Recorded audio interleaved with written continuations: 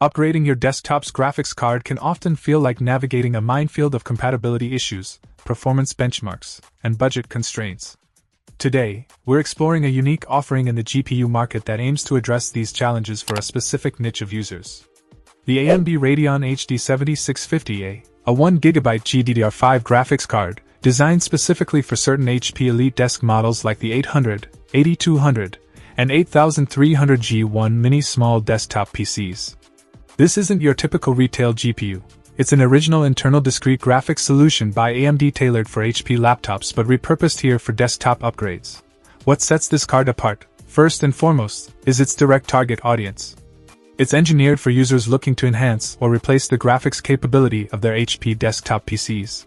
This specificity is both its greatest strength and its limitation. For those with compatible systems, it promises a seamless upgrade path, but it leaves out a broader audience looking for universal solutions.